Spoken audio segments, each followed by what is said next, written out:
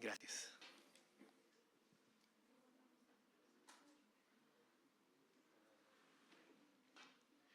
Bueno, muy buenos días. ¿Cómo se encuentran esta mañana? ¿Bien? Excelente, me alegra mucho poder verles, saludarles, compartir un poco de esta adoración que tenemos hacia nuestro Señor Jesucristo y que podamos hoy escuchar de la palabra del Señor. Hay una pregunta aquí al frente en la diapositiva, ¿la pueden ver? ¿Dónde está quién? La fe en medio de la prueba. ¿Dónde está la fe en medio de la prueba? Hace 8 días comenzamos una nueva serie de estudio en nuestra iglesia acerca del libro de Santiago. Y hablábamos de la importancia de la fe, que es tan importante que Dios la prueba de diferentes maneras y que esas pruebas nos ayudan a ver si nuestra fe es genuina o si es pura. No con el motivo de destruirnos o de hacernos sentirnos mal acerca de la fe, pero sí con el motivo de evaluarla para que crezcamos, para que corrijamos, para que creamos verdaderamente en Dios día tras día. Y déjeme empezar entonces esta conversación con una pregunta. La pregunta es la siguiente: ¿qué tanto valoras tu fe? ¿Qué tanto valoras tu fe? Piénselo en la escala de todas las cosas que usted tiene. De su familia, del éxito personal, del estudio, de su trabajo, de todas las cosas que usted considera que son suyas, que son parte de su vida. Y clasifique la fe. Su fe, ¿qué posición tiene? ¿Qué tanto valor le daría usted a su fe? ¿Por qué es importante esta pregunta? Porque dependiendo de cómo la respondamos, tendremos entonces una mejor comprensión de cómo reaccionamos en las pruebas y de cómo un cristiano puede enfrentar una dificultad.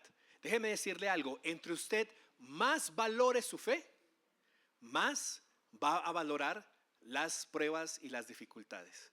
Entre usted más valore su fe, más va a valorar las pruebas y las dificultades. Cuando un creyente entiende, comprende lo que las pruebas y las dificultades hacen con nuestra fe, cambia por completo su perspectiva de la vida. ¿Por qué? Bueno, hoy vamos a hablar de 5 aspectos de dónde está la fe, dónde se encuentra la fe cuando viene una prueba, cuando viene una dificultad.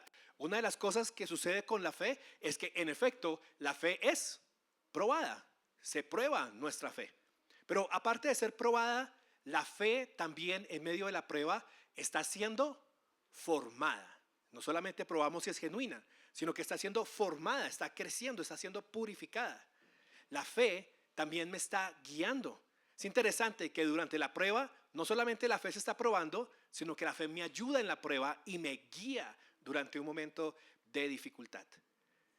Además, la fe nos enfoca, cambia nuestro foco de la vida y nos permite ver la perspectiva correcta en las situaciones que estamos viviendo. Y por último, la fe nos recompensa. Cuando vivimos una dificultad y lo hacemos con fe, al final tenemos una recompensa de parte de Dios. Creo que eso es lo que Dios quiere que entendamos esta mañana, pero antes de comenzar a examinar cada uno de estos puntos, ¿qué le parece si leemos la preciosa palabra de Dios? Póngase de pie conmigo, por favor, y a la cuenta de 3, todos juntos como iglesia, vamos a leer el texto que hoy tenemos por delante. Estamos aquí, listo, Santiago 1:1. Y vamos a leerla juntos en la cuenta de 3. 1, 2, 3. Santiago, siervo de Dios y del Señor Jesucristo, a las 12 tribus que están en la dispersión. Tengan por sumo gozo, hermanos míos, cuando se hallen en diversas pruebas, sabiendo que la prueba de su fe produce paciencia, y que la paciencia tenga su perfecto resultado, para que sean perfectos y completos sin que nada les falte. Y si a alguno de ustedes le falta sabiduría, que se la pida a Dios, quien da a todos abundantemente y sin reproche, y le será dada. Pero pida con fe, sin dudar, porque el que duda es semejante a la ola del mar, impulsada por el viento y echada de una parte a otra. No piense pues ese hombre que recibirá cosa alguna del Señor, siendo hombre de doble ánimo, inestable en todos sus caminos. Pero que el hermano de condición humilde se gloríe en su alta posición, y el rico en su humillación, pues él pasará como la flor de la hierba. porque el sol cae, sale con calor abrasador y seca la hierba, y su flor se cae, y la hermosura de su apariencia perece. Así también se marchitará el rico en medio de sus empresas. Bienaventurado el hombre que persevera bajo la prueba, porque una vez que ha sido aprobado, recibirá la corona de vida que el Señor ha prometido a los que le aman. Pueden sentarse. Gracias. ¿Dónde está tu fe cuando recibimos alguna dificultad? Todos tenemos dificultades en esta vida. Nunca debemos sorprendernos cuando pasa algo. Sí nos sorprendemos cuando pasan 10 cosas en la semana. Eso sí es como que uno dice, no, pero ¿por qué tanto? Pero todos vivimos dificultades. Y una de las principales cosas que está sucediendo, que Dios está permitiendo cuando viene una dificultad, es que nuestra fe es probada. La carta de Santiago comienza de esta manera. Dice, Santiago, siervo de Dios y el Señor Jesucristo. Un dato curioso bien cortico acá. Santiago, el nombre de Santiago es Jacobo. Jacobo, si usted lo mira en el texto en griego, dice Jacobo y uno dice, pero ¿cómo pasó de Jacobo a Santiago? Bueno, Santiago es Santiago. Santiago es una separación de dos palabras. Y ese Tiago viene de la palabra Jacob, que es Jacobo, que al pasar a los lados de España es transliterada y le dicen algunos Jacob, otros Tiago. Y cuando Cipriano de Valera empieza a hacer la Biblia, le coloca carta de San Pedro, carta de San Juan, le coloca la carta de Santiago. Y ahora nosotros tenemos a Santiago como un solo nombre. Entonces, solo un dato curioso, usted le puede, porque si dice, ¿dónde se encuentra en la Biblia el nombre de Santiago? Que no lo veo sino ahí. Usted va a decir, no está. Entonces, ¿qué busca? Busca Jacobo. Listo, y cuando encuentra a Jacobo se va a dar cuenta que Jacobo sí era un personaje que narramos varias veces en el Nuevo Testamento. Hay 6 Jacobos en la Biblia. Hay 6 personas que se llaman Jacobo en el Nuevo Testamento. No me voy a poner aquí a decirles por qué uno, por qué el otro, pero lo más probable es que el Jacobo que escribió esta carta es el medio hermano de nuestro Señor Jesucristo, quien se convirtió en uno de los pilares de la iglesia de Jerusalén, que al principio de su vida no creía en el Señor Jesús y al contrario se burlaba de él, pero que después terminó siendo un seguidor firme y fiel, incluso llegando a morir martirizado por el evangelio de nuestro Señor Jesucristo. Hay varias historias del final de la vida de Jacobo, de San Jacobo o de Santiago, y una de ellas es que testificando acerca del Señor es arrojado de una pared alta del templo y luego en el piso seguía predicando del Señor y fue terminado apedreado por el pueblo en ese momento. Entonces, cuando hablamos de Santiago, no estamos hablando de una persona que no ha conocido el sufrimiento y tampoco de una persona que no ha conocido el crecer la fe. Cuando Jacobo escribe esta epístola tan preciosa, lo hace de una experiencia personal, de alguien que ha pasado de burlarse al Señor a una fe firme y segura en Él, de alguien que ha vivido persecuciones, dificultades, hambrunas, porque si usted piensa que él fue uno de los líderes de la iglesia de Jerusalén, ahora imagine todo lo que vivió la iglesia de Jerusalén, cuando fueron perseguidos, cuando Pablo estaba arrastrando personas y metiéndolas a la cárcel, cuando vivieron una hambruna tan grande que todas las iglesias enviaron ofrendas a la iglesia de Jerusalén porque se estaban muriendo de hambre muchas personas. Y cuando finalmente muere martirizado. Así que esta persona no es ajena al sufrimiento. ¿Y a quién le escribe? A las 12 tribus que están en la ¿qué? Dispersión. Y uno dice, bueno, ¿cómo así que dispersión? La palabra aquí dispersión o diáspora es la idea de las tribus de Israel que se encontraban. ¿Dónde deberían estar las tribus de Israel? En Israel. Pero estaban dispersas, habían sido sacadas a diferentes lugares, nuevamente por persecución religiosa, por persecución, por dificultad económica, y estaban dispersas. Entonces Santiago le está escribiendo a gente que se encuentra en dificultades, a gente que está siendo probada.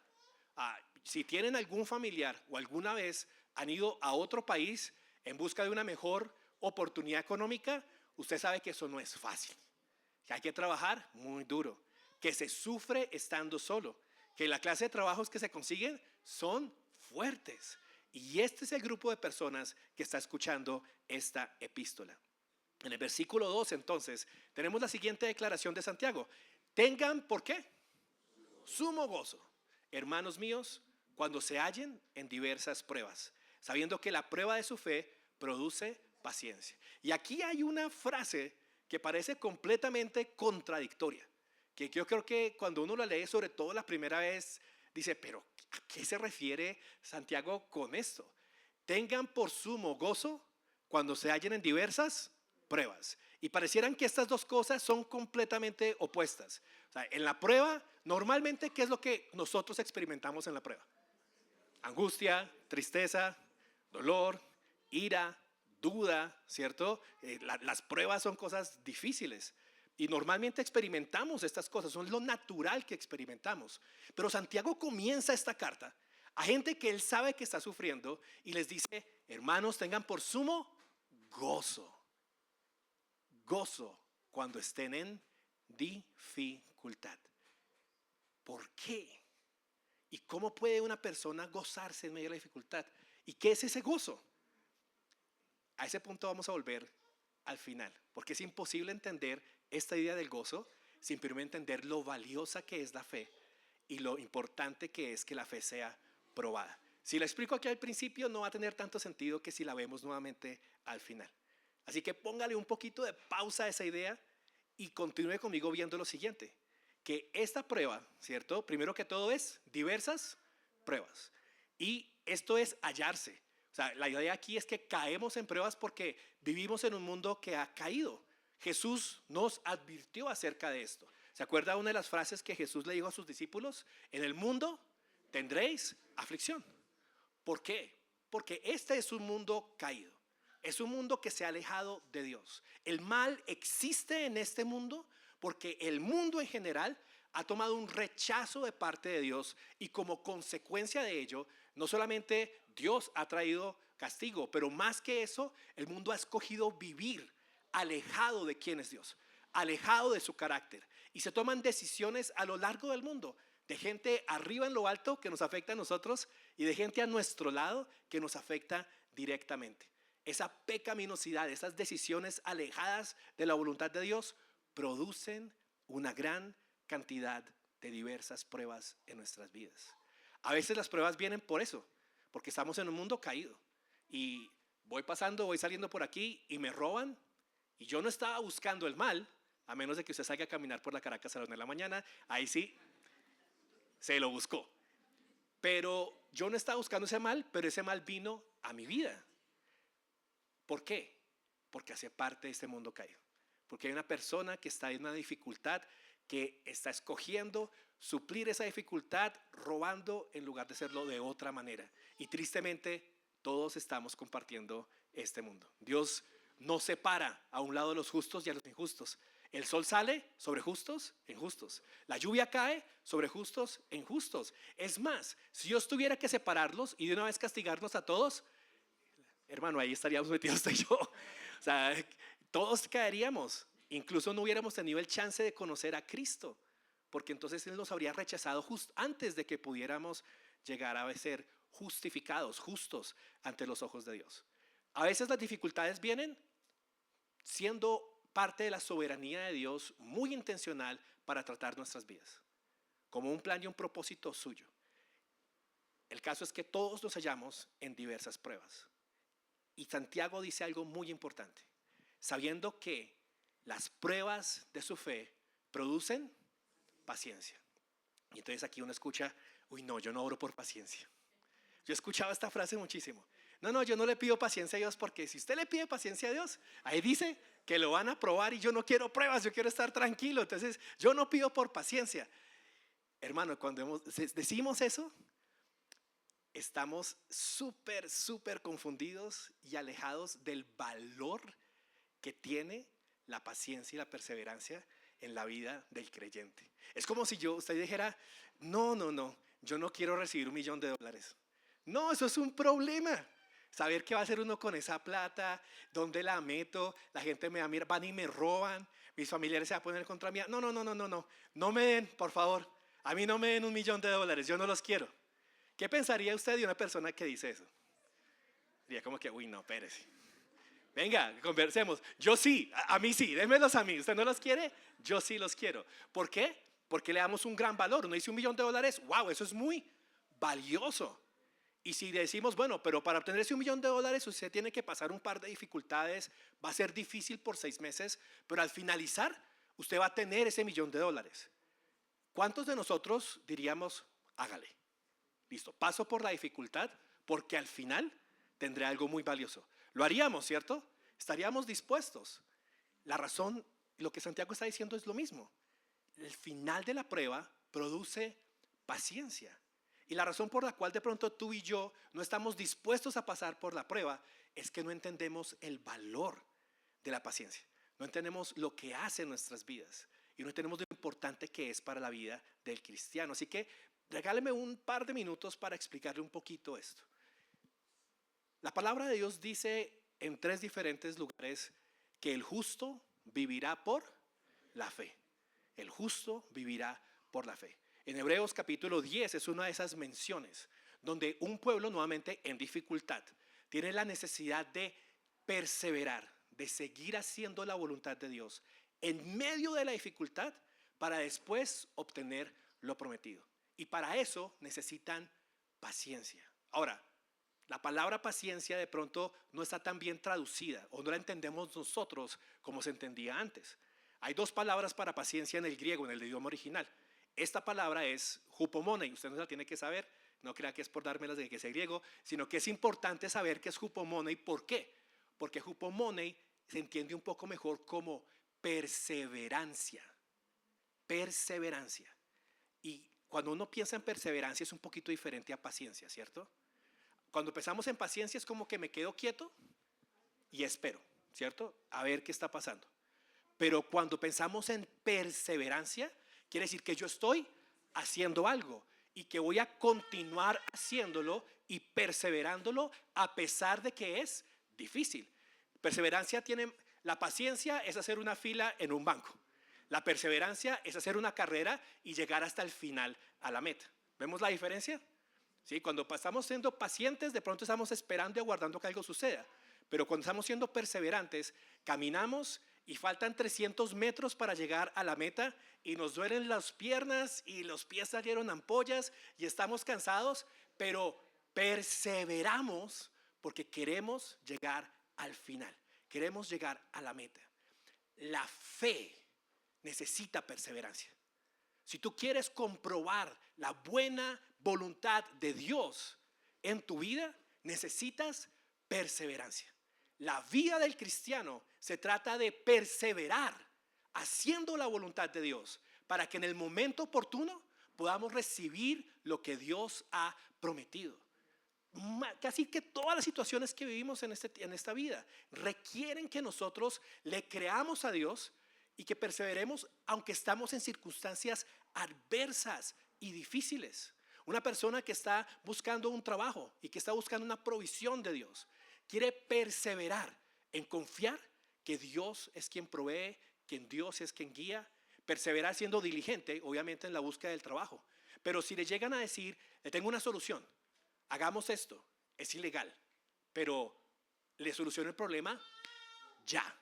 Inmediatamente usted va a tener 20 millones de pesos en su cuenta para que ahí sí cubre todas sus culebras, como dicen por ahí. Pero es ilegal. Y ahí se prueba la fe. Porque la fe persevera en hacer la voluntad de Dios sabiendo, sé que esto no le agrada a Dios. Y tengo 2 opciones. Me rindo y tomo la salida rápida y fácil. O persevero sabiendo que de pronto voy a tener que pasar dificultad y aún no voy a tener dinero. Pero creo que el Señor a su tiempo, fielmente a su palabra, proveerá de alguna manera y me ayudará a mí a proveer a mi hogar. Y entonces espero y persevero. Y cuando persevero, entonces puedo recibir lo que Dios tenía para mí. Y el resultado será mucho mejor que la salida fácil que yo hubiera decidido. Le voy a dar 2 ejemplos más para que vea la importancia de la perseverancia en medio de la fe. Una persona que está esperando la provisión de Dios para casarse y espera, y espera, y espera, y sigue esperando. Y cuando ya llegamos a la 5ª vez que espera, créame que es mucho más difícil. Sí, de pronto los que estamos casados es como que ya como que nos parece un poquito chistoso, pero no, esto es algo muy serio. Es un deseo y anhelo muy grande en el corazón de todos nosotros. Y esta persona se encuentra esperando. Y nuevamente, podemos solucionar de maneras más rápidas. Buscar a alguien por fuera de la fe. O quizás decidir y hacer alguna locura simplemente porque estoy cansado de esto y no espero a la perfecta voluntad de Dios. ¿Qué necesito para poder esperar? Necesito fe. Y necesito que mi fe me lleve ¿a qué? A perseverar. Fe en deleitarme en el Señor. Fe en que ese tiempo de Dios es un tiempo de Él y para Él, para usar ese tiempo para Él. Fe en que Dios provee las cosas a su tiempo y que son perfectas y hermosas. Fe en mantenerme puro sexualmente porque quiero agradar a Dios para su honra y su gloria. Y para todo eso necesito fe porque quiero perseverar.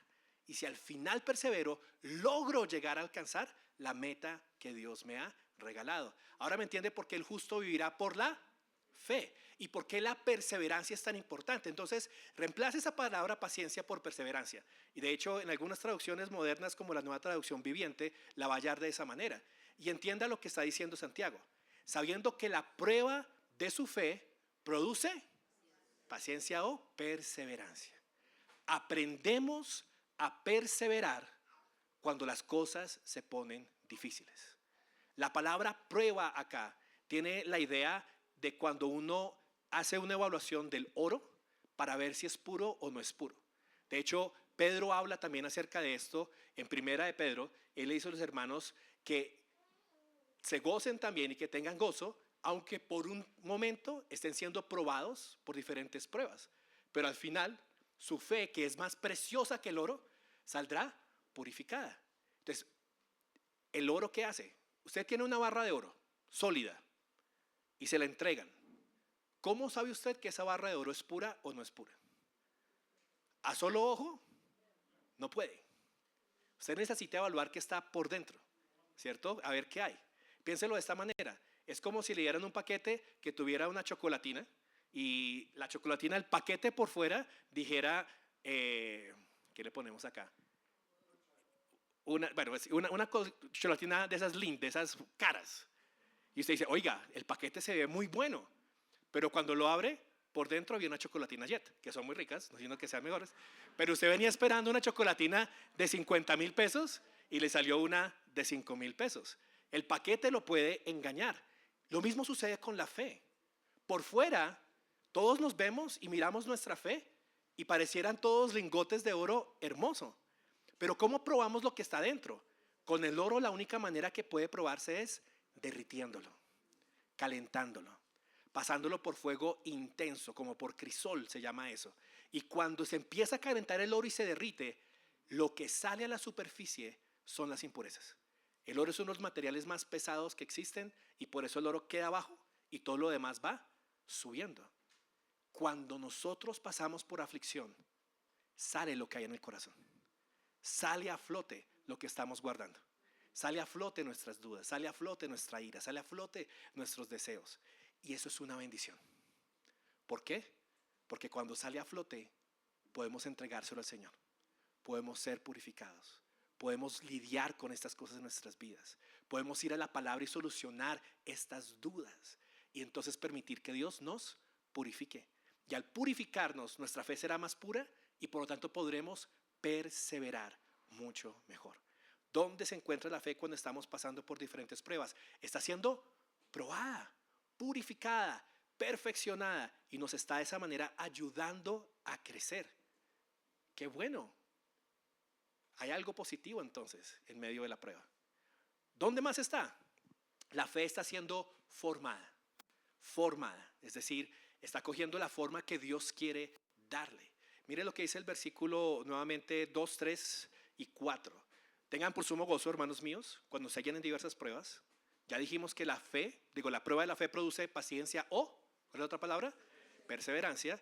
Y 4, y que la paciencia o esa perseverancia tenga su perfecto resultado para que sean perfectos y completos sin que nada les falte.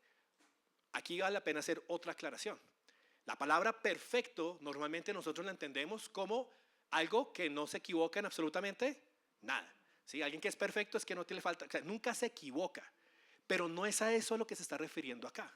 La palabra perfecto también en el griego tiene el significado de completo, de que no le hace falta nada, ¿sí? De maduro, de algo que ya sea desarrollado por completo. Entonces la idea acá es que cuando nosotros permitimos que esa prueba queme la fe, la simplifique y nos regale perseverancia, y esperamos, no nos rendimos, sino que dejamos que esa prueba tenga su obra completa, entonces nuestra fe es formada, madurada, tiene la forma que Dios quiere que tenga. Piénselo de esta manera. Aquí tengo una imagen de una persona haciendo una escultura. ¿Se han visto cómo se hacen esas esculturas y esas vasijas? Entonces la persona coloca un pedazo de barro y lo pone ahí en la mesa y empieza a girar. Y es impresionante cómo con las manos le va dando la forma, ¿cierto? Presiona un poquito con un dedo y entonces se convierte o en una vasija o en un jarrón, dependiendo de cómo presione. Pero ¿qué pasa si en medio de estar formando la rueda para? ¿Qué pasa con la vasija? Se daña, se deforma. ¿Queda completa? No, no queda completa. ¿Qué es necesario para que se forme como vasija? Que siga girando hasta que haya terminado de darse la forma. Hasta que la presión que el alfarero tiene que poner en los diferentes puntos de esa vasija, cada vasija diferente, cada persona diferente, cada presión diferente de acuerdo a lo que Dios quiere formar, y al final cuando ya está la forma, ahí ya puede parar la rueda. Y entonces la vasija tiene su forma completa, perfecta. Piénselo nuevamente. ¿Qué está haciendo Dios con nuestra fe, con la prueba? ¿Qué está haciendo Dios con nosotros cuando pasamos por dificultades?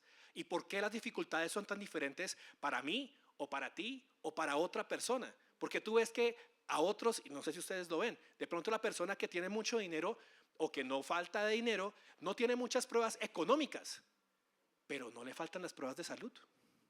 Y quizás la persona que de pronto tiene un matrimonio, tiene problemas en la crianza con su hijo.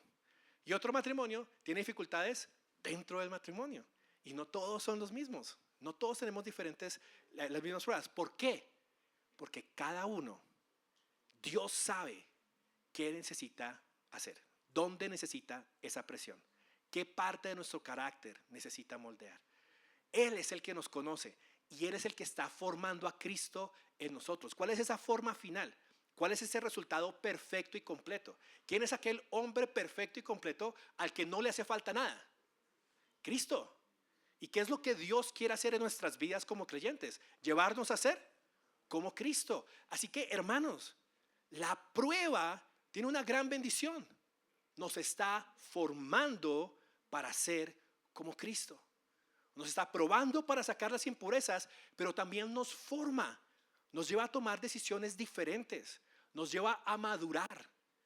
Hablaba hace poco con una chica y hay dos contextos. En Estados Unidos hay mucha prosperidad y los hombres no tienen que trabajar a temprana edad, sino que pueden jugar videojuegos hasta los 21 años. Aquí en Latinoamérica es un poco diferente. Algunos tienen esa posibilidad, pero muchos otros tienen que coger más madurez rápido porque pasan por dificultad y tienen que trabajar o responder en el hogar o hacer cosas diferentes. Y ella me decía, es que aquí en Estados Unidos no encuentro un solo hombre maduro. Todos son niños, todos son infantiles, todos están pensando en jugar en los videojuegos, en una cosa, en la otra. Y luego pensaba en otros hombres aquí en medio de nosotros y decía, no, pero aquí no son así. Es la misma edad, pero son como si tuvieran 10 años más de madurez. ¿Por qué? Porque esos han pasado por dificultad, porque esos han sido formados, porque esos han sido probados. Los creyentes que no pasan por dificultad, donde todo es perfecto, no crecen. Pero usted quiere ver un cristiano maduro, es un cristiano que ha sufrido. Los mejores pastores, y no me refiero al oficio, sino me refiero a la persona que ama a los demás y cuida de otros muy, muy intencionalmente, son las personas que más han sufrido. El que más ha sufrido entiende mejor el dolor de otros y se acerca más fácilmente a los demás. Es una persona que ha madurado y va creciendo hasta que nada le falte. Así que nuestra fe entonces es formada por esto, por las pruebas. Ahora, fíjense en eso bien curioso, porque la fe es una cosa impresionante. Porque cuando estamos pasando por prueba, no solamente la fe está ahí siendo formada y siendo moldeada, sino que la fe está aquí también y me está ayudando en medio de la prueba. Uno no se quita la fe, la coloca ahí en medio de la prueba y cuando se acaba la prueba la recoge. No, uno tiene la fe consigo mismo. Y en medio de la prueba está siendo formada, está siendo ahí probada, pero es mía. Y mientras que tengo esa fe me guía. Me guía en medio de la dificultad. Me permite tomar decisiones sabias en medio de la dificultad. Me permite acercarme a Dios. Porque créame que una de las mayores dificultades de las pruebas es que cuando estamos probados y estamos desesperados, tomamos muy malas decisiones. ¿No le ha pasado? ¿Cuántos de ustedes han tomado una muy mala decisión porque estaban afanados o angustiados y después dicen, no, ojalá pudiera devolver el tiempo? Las tomamos. ¿Y por qué tomamos malas decisiones? Porque en medio de la prueba nos falta esa fe. Falla nuestra fe, no tenemos sabiduría. Y lo que queremos es acabar con la prueba rápido. ¿Se ha dado cuenta? Que lo que uno quiere es solucionar el problema ya, calmar esto ya. Y no pensamos en, espérate, ¿qué quiere Dios? ¿Qué está formando Dios? Dios es el que tiene el control sobre esta prueba, no yo. Sí, de pronto Dios quiera que yo haga algo, no haga algo. ¿Y cómo sé? Por medio de mi fe. Miren lo que sigue diciendo Santiago. Y si a alguno de ustedes le falta sabiduría, ¿sabiduría para qué? ¿De qué venimos hablando? Para vivir en medio de la prueba, de la dificultad. Si alguno de ustedes tiene falta de sabiduría, que se la pida a Dios, quien da a todos abundantemente y sin reproche. ¿Y qué dice acá la palabra? Y les será dada. Esto es una promesa. Eso es una promesa de Dios. Cuando cada uno de nosotros, ojo, muchachos, no dice cuando estén en el examen y no hayan estudiado para el examen, díganle a Dios, Señor, dame sabiduría para pasar este examen y Dios se la dará. Ahí sería sacarlo del contexto. Pero sí está diciendo que cuando estamos pasando por una prueba o una dificultad, si no sabemos qué hacer, si no sabemos cómo tomar decisiones por la presión, por el dolor, por lo difícil de la prueba, Dios nos llama a acudir a Él, a ir al trono de la gracia, a orar, pausar. Mire que la oración, ¿qué hace? La oración me hace pausar. Usted no puede seguir tomando decisiones y orar al mismo tiempo. Para orar, usted tiene que parar. Y eso es bueno. Porque en medio de la prueba y de la angustia, qué fácil es tomar decisiones rápidas, equivocadas. Pero cuando voy al tiempo de pausar, de acudir a Dios y decirle, Señor, no sé qué hacer. Necesito sabiduría. Necesito el entendimiento para tomar una buena acción que te honre, que sirva, que me ayude en este medio de la dificultad. Y la promesa es que Dios la da. Y me encanta, mire el carácter de Dios. Mire quién es ese Dios del cual nos está dando a nosotros sabiduría. Es un Dios que da ¿a quiénes? A todos, a todos. ¿Será que Dios nos ve a algunos acá y dice, no, esta persona mide 1,50, a este no le doy tanto? Solo los que miden 1,60 para arriba. O de pronto nos mira y dice, solamente los que hicieron el devocional hoy van a recibir sabiduría y no más. No, la gracia de Dios es tan grande, hermanos. Y eso es gracia, es un favor no merecido que Dios le da a todos. Y mire cómo lo da. No solamente le da a todos, sino que tan hermoso es el carácter de nuestro Dios que Dios da abundantemente. ¿No le ha pasado que hay personas que no les gusta dar abundantemente? Tiene un paquete de papas y uno dice, oiga, deme. Y cierran la mano así, que queda un huequito bien chiquito y le dice, coja. Y uno como que solo puede sacar media papa de ahí, no pasa más. Pero Dios es el Dios que dice, ay, dame papas. Claro, abre el paquete, las pone en un plato y le dice, coge, come, dale. Cuando Dios da abundantemente. Da más allá de lo que necesitamos. Es más, la palabra dice que Dios responde a nuestras oraciones mucho más allá de lo que nosotros podemos imaginar o esperar. Ese es el carácter de Dios. Esa es la fe que debemos tener. Fíjese, aquí está la fe. Si yo tengo fe, si yo tengo confianza en que Dios es un Dios que cumple lo que promete, en que Dios es un Dios que da abundantemente y estoy pidiendo sabiduría, me ayuda a perseverar, me guía, porque esa fe me está llevando. Y si a usted le hace falta esa fe, para eso es la prueba. Y la prueba está formando, y la prueba le da más fe, y esa fe le permite creer más en Él, y le permite pasar mejor esa dificultad. Porque además de eso, cuando Dios da, Él da sin reproche. O sea, Él no le dice a las 2 semanas, ay, pero yo le di papas. ¿Por qué no hice el devocional hoy? Ay, sí, usted es mal agradecido. O sea, yo le di papas y usted no hace el devocional. No, pero ¿por qué no pasas tiempo conmigo? No, Dios da. Y bien mal agradecidos que somos nosotros, ¿sí o no? Y nunca nos reprocha. Nunca. Oiga, y es difícil no reprochar, es difícil. ¿No le ha pasado que usted hace algo por la esposa, un gesto así bien romántico y hermoso y maravilloso, y de pronto no lo reciben tan bien? O de pronto, bueno, gracias. Y usted no queda como con ganas de por dentro, así como que, pero todo lo que hice, pero no viste lo que hice, no viste esto, no viste el sacrificio, no viste tal cosa. O si no, se lo guarda. Y a la próxima pelea que tengan, ahí tiene su granada lista para explotar. Pero Dios nos da a todos sin reproche. Qué hermoso el carácter de nuestro Dios, ¿no le parece?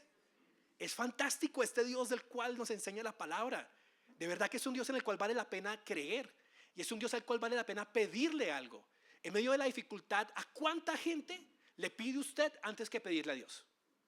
En medio de la prueba, ¿con cuántas personas hablas antes de hablar con el rey? Cuando el rey está ahí, dispuesto, disponible, ansioso de darte lo que necesitas, sabiduría para tomar una buena decisión, abundantemente y sin reproche, seguramente será dada. Por eso tiene razón cuando en versículo 6 Santiago vuelve y nos dice, pero pida ¿cómo? Con fe. Ahí vuelve la fe. ¿Sí se fija que eso es como un círculo? Entonces pida con fe. ¿Qué es fe? Esa confianza plena de que Dios es quien es y que Dios va a hacer lo que Él dice que va a hacer. Sin dudar. O sea, la fe y la duda son antónimos. Están completamente opuestos. Yo no puedo pedirle a Dios y luego, no, pero ¿será que sí? Mejor hago esto también por si acaso. No, eso no es fe. Por eso la prueba, la dificultad, prueba la fe. Ahí se va dando cuenta. Usted puede decir que cree en Dios y cree que Dios le va a responder. Pero cuando viene la dificultad y entra ese fuego, ¿qué le muestra a usted si esa fe es genuina? Si de verdad cuida a Dios, si de verdad espera en Él, o si vamos a otra ayuda, a otro foco, a otro esfuerzo.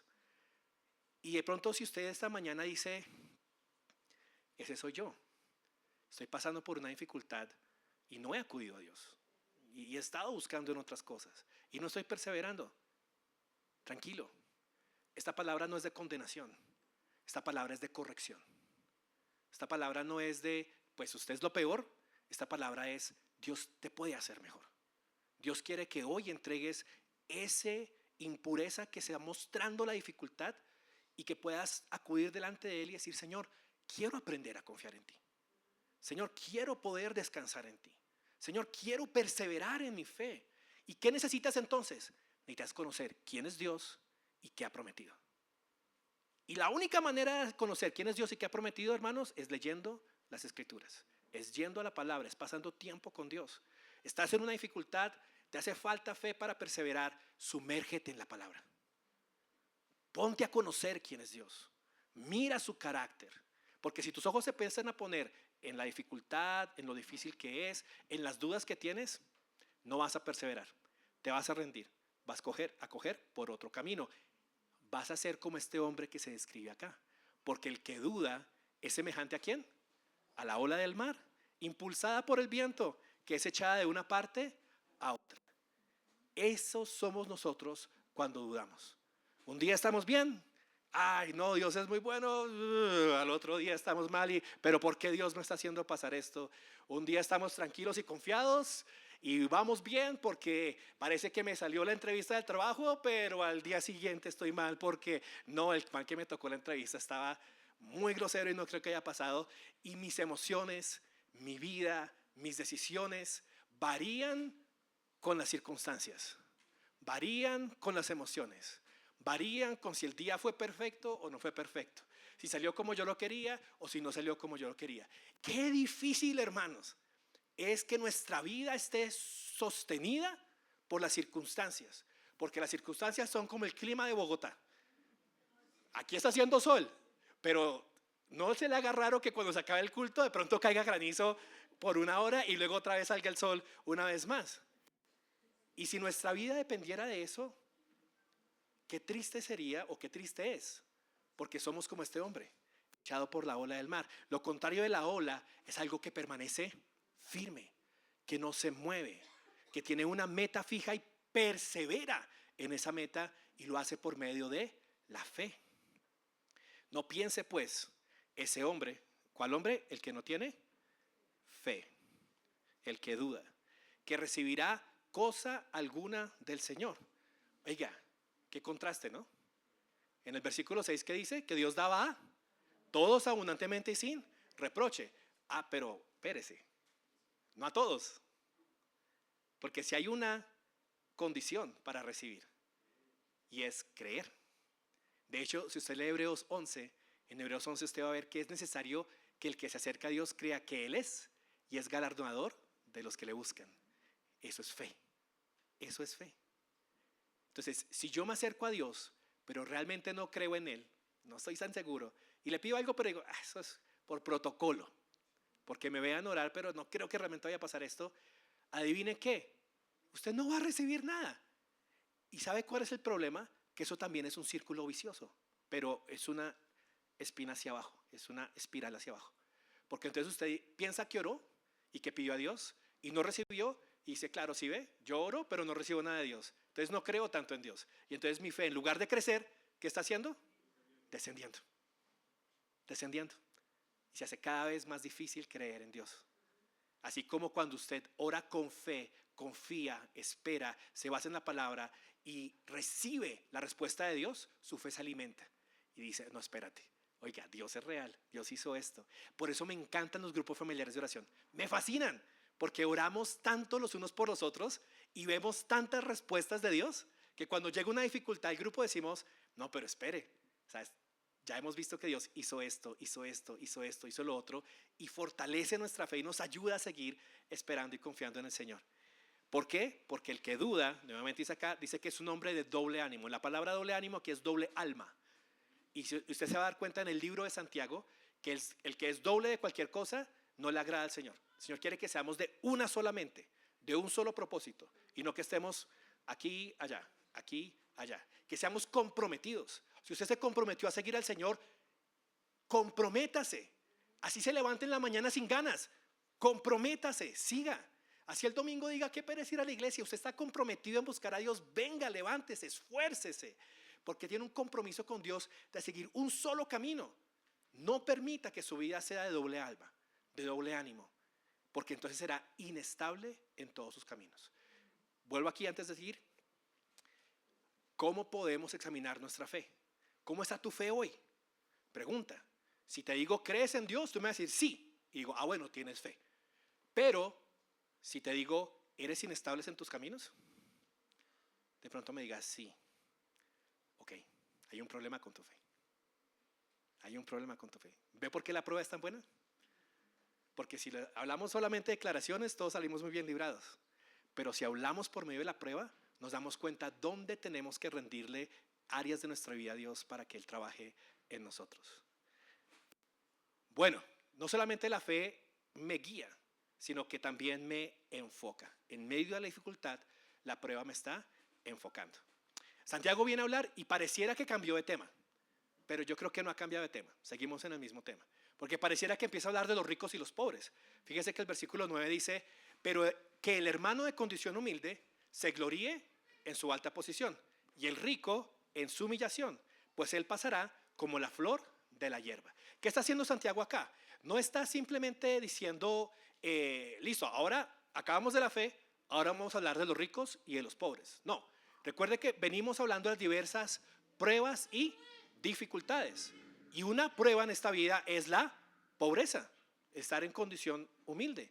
Y fíjese cómo aquí hay un efecto de la fe, una perspectiva, un reenfoque que me saca de mi situación y de mis circunstancias y me ayuda a ver lo que estoy viviendo, pero con el lente de la fe. El hermano de condición humilde. Aquí la palabra es petojo, que es pobre. O sea, el hermano pobre. O sea, esto está bonito, condición humilde, pero o sea, es el que está en la mala. ¿Qué puede hacer una persona en esa condición? Quejarse, amargarse, decir por qué este tiene y por qué yo no. Pero por qué este desperdicia el dinero y yo no tengo. Fijarse en todas estas cosas y vivir una vida de amargura o de dolor o de queja o de victimización. Pero la fe lo lleva a enfocarse y a decir, el hermano de humilde condición, que se gloríe en su alta posición. ¿Cuál posición? ¿De dónde viene esa posición? Muy bien, la posición que tenemos en Cristo. ¿De dónde recibe ese hermano esa habilidad de gloriarse? Recuerde lo que la palabra dice, que si alguno ha de gloriarse, que se gloríe en esto. ¿En qué? En conocer al Señor. La gloria nunca es buena. En la Biblia, de hecho, la palabra gloriarse casi siempre es negativa porque habla acerca del orgullo. Que yo sepa, si usted sabe más, me cuenta porque me interesa. Solo he visto 2 lugares en la Biblia donde esa palabra gloriarse se usa de manera positiva. Una, en este pasaje, no me acuerdo si es Jeremías, donde dice que si alguno ha de gloriarse, gloríese en conocer al Señor. Y en esta, donde dice que el pobre se gloríe en su alta posición. Entonces, ¿de dónde puede una persona en malas circunstancias decir, estoy bien?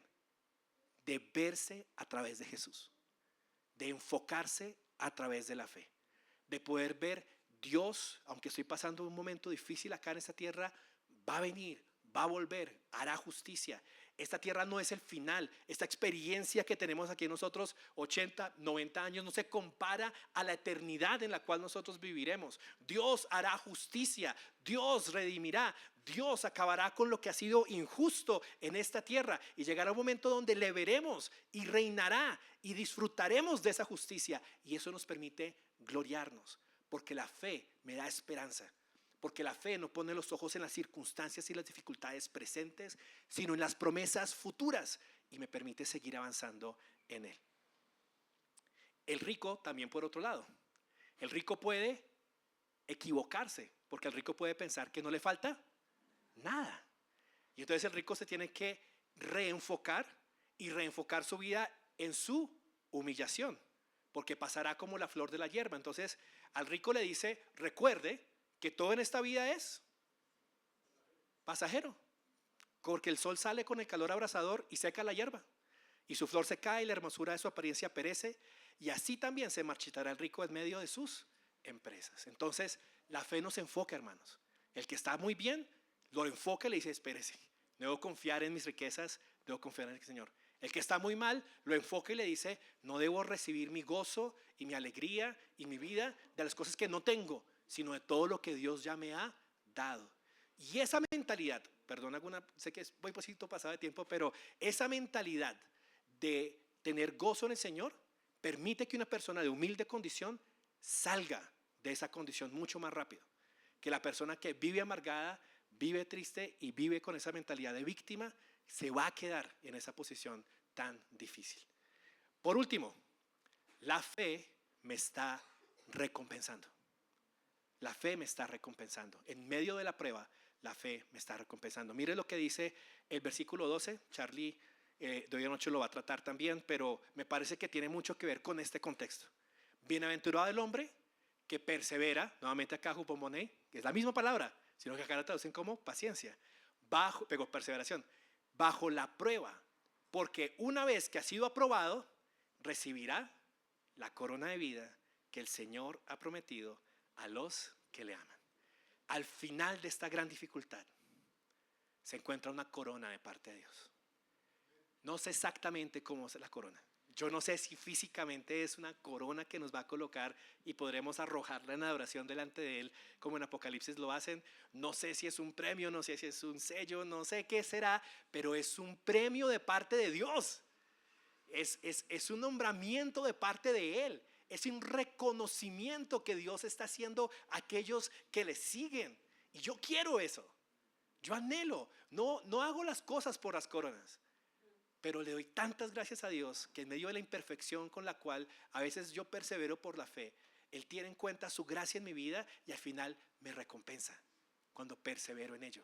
Así que hay una motivación aún más grande para tener fe, porque cuando tenemos fe, perseveramos. Cuando perseveramos, vemos la buena voluntad de Dios. Cuando vemos la buena voluntad de Dios, recibimos bendición en esta tierra, pero aún más allá, recibiremos bendición al final de los días. Podremos escuchar al Señor Jesús diciéndonos: bien hecho, buen siervo fiel. En lo poco has sido fiel, en lo mucho te pondré. Entra, que esa es mi parte favorita. Lo mucho te pondré, bueno, chévere, pero mi parte favorita es: entra en la presencia, en el gozo de tu Señor. Qué bueno eso. Y con esto terminamos, hermanos. Tengan por sumo gozo, hermanos míos, cuando se hallen en diversas pruebas. ¿Ya les entró un poquito más fácil esa frase? ¿Por qué tenemos gozo en medio de la dificultad?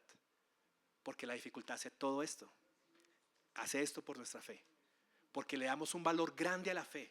Y cuando valoramos la fe, cualquier cosa que la haga mejor será bien recibida. El gozo no es risa. El gozo no es como: ¡ah, estoy enfermo! No, qué dicha. No, eso no es gozo. El gozo es esa paz inexplicable de Dios, donde tengo una alegría no en mis circunstancias, sino en el Dios que me está ayudando. Donde tengo paz no por lo que está pasando, sino por lo que Dios está haciendo, que me permite tener una actitud de enfrentar el sufrimiento de manera diferente y positiva.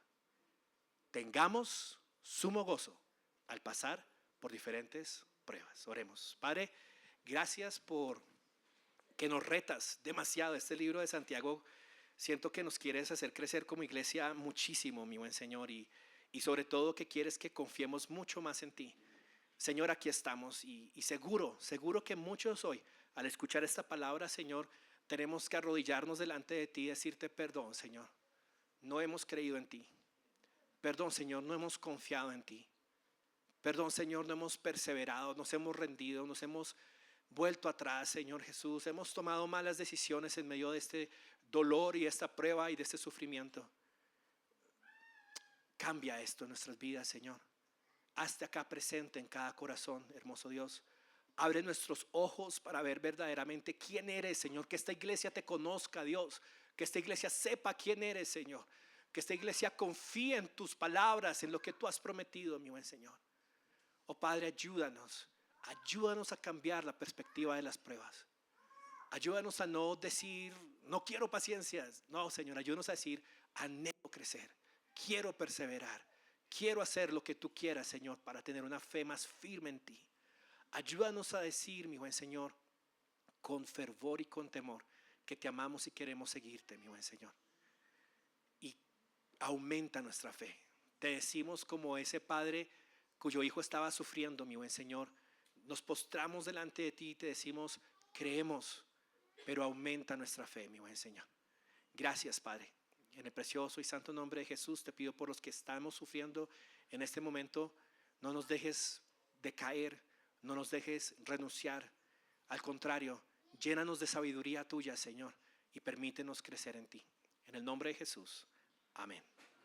Antes de darle un anuncio a Carlitos, un par de cosas antes de despedirnos. Uno, darle la bienvenida a varias personas que nos están visitando el día